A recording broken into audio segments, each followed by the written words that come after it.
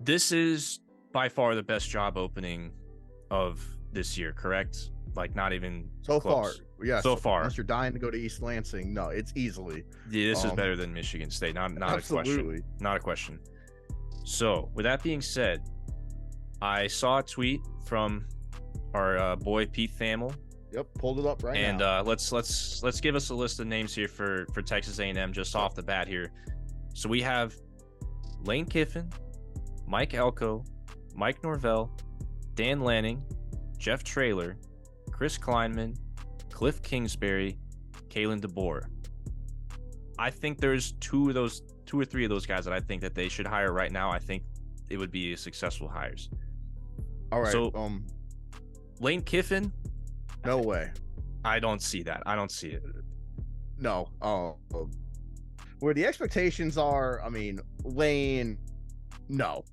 You're investing a lot, and I think he's perfect where he is at Ole Miss. And I just don't really know if Lane would vibe well with the Aggie culture.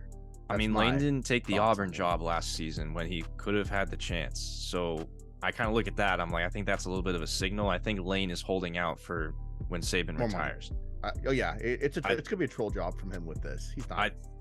I think Lane is waiting for the day Saban retires to be the next head coach at Alabama. That's what I think. That's the rumor mill. But we'll see. I think he'll entertain this. I'm sure he will entertain it, man, because they got money. They obviously have money. But I'm agreeing with you. I view this more as unlikely. I'll throw this in the unlikely category. Next up is Mike Elko, head coach at Duke. I like this one. Obviously, he's got the A&M connections. I mean, look what he did at Duke in 2 years. And hey, come on back, bring in Mr. Riley Leonard with you, maybe. If his NFL aspirations aren't necessarily where he thinks they should be at this point in his career. And I mean, dude, you took down Clemson, for goodness sake. You took down the perceived top dog in the conference. FSU, we've talked about it, how he kind of should have just sold on that one, but he still tried to beat FSU and was relatively competitive. He's the head coach at Duke, man. Like, this is Duke. We shouldn't even be talking about them competing with FSU Agreed. and Clemson. So just even the fact that they are doing that is like, that speaks for itself. And Duke right now is a top 20 defense. Yeah, listen, this one I think on paper makes the most sense to me.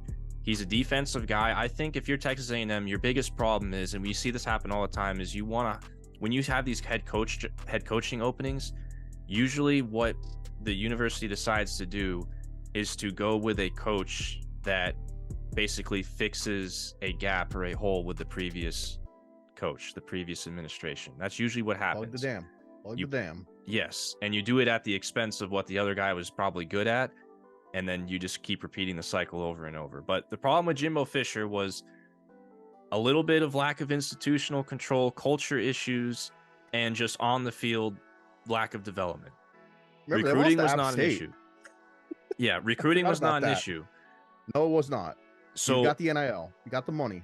Yes, and if you're A&M right now, you're thinking, I need a guy that is like, I'm not looking for the guy that's the best recruiter. I'm looking for the guy that can guarantee me on the field success and can actually develop talent.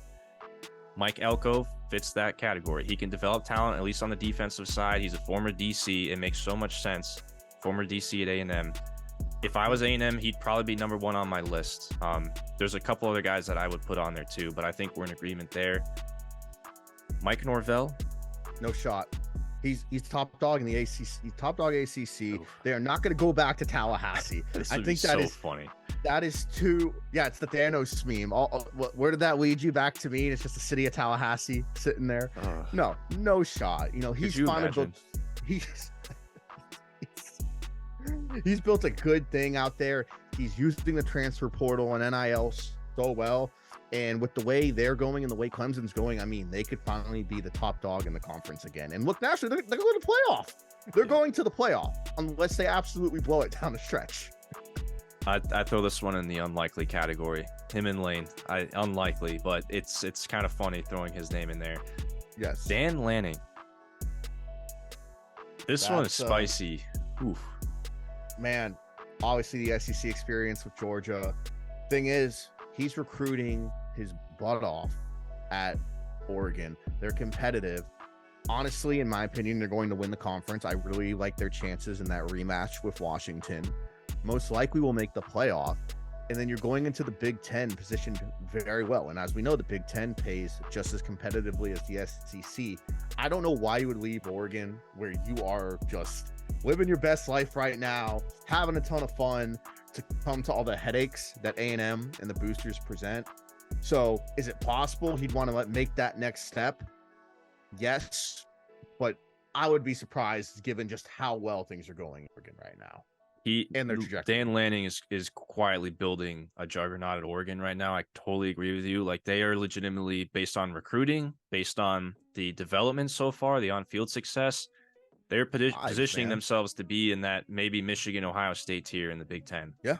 Which I don't think many people thought they could get there, but I think they are positioning themselves that way. And I agree. It would seem like, man, you're going to leave all this that you spent the last 2 years building. But I don't know, man. I think this one, I think there's some smoke to this one, man. I think Dan Lanning will entertain this. I think he will, and that's because it's an SEC job and the money. I think he will entertain it. I don't know if he will actually take it, but I think there is more smoke to this than Oregon fans will want to admit, because right now I see on social media, Oregon fans are like, oh, are you kidding me? Enough of this. Like, don't even, like, how dare you throw his name in that bucket? Sorry, guys, but, I mean, didn't Mario Cristobal leave you for an ACC program, Miami? Didn't it is at least Willie Taggart leave you? Yes. Willie Taggart left them for Florida State. I mean, this has literally happened to them twice in the last... Chip to the NFL. Chip to the NFL. Like, I'm sorry, guys, but this has happened to you multiple times over the last decade plus, so I would hate to see it happen again. I do not want to see Dan Lanning leave, but I think that A&M has somewhat of a decent shot to actually land him. Dan Lanning, I think he would go back to the SEC if he had a chance, if it was this type of job. But we'll see. I don't know Lanning personally, but I think there's more smoke to this one than most people would want to admit or hope for. All right.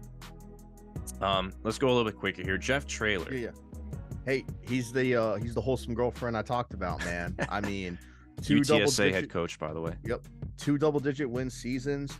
He is 6-0 in American play since they've made the conference jump.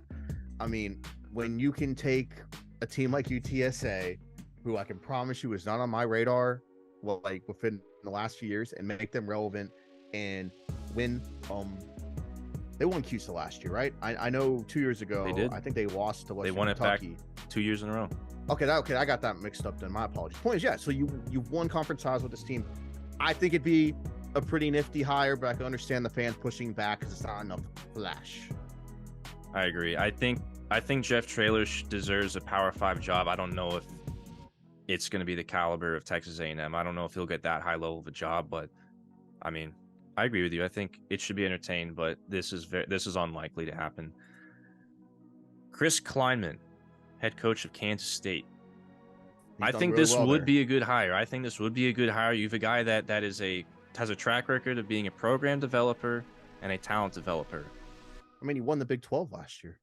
Right. People forget that. Like, they won the conference. These Big 12 schools, they do not recruit at a national title level. They're not even close. Kansas State does not even come close to recruiting anywhere towards the level where its success says it should be. And that speaks to quality coaching. Chris Kleinman is one of the best coaches in the entire country in terms of developing talent.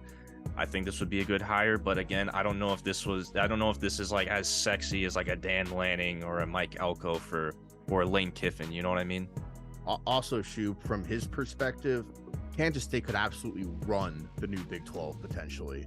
So do you want to give up that opportunity to basically get back into the mud with Texas and OU and just have an absolute Mount Everest to climb? Again, we talk about fixing the problems that the previous head coach was fired for. Chris Kleinman. Oh, he would. Develops talent, culture. There will be no toxic culture like there was previously. I think this would be a good hire. I don't know if this would be the one that A&M would go to. Cliff Kingsbury. No, man literally went on a sabbatical to Thailand. Dude, Yeah, man, I don't know about. I mean, I don't know. It may happen, but like, I don't know about this one. Seems like a Hail Mary. I don't know about that. He was Johnny's OC, so like it's basically the member berries. Hey, remember Johnny Manziel? Remember this? Remember the Heisman?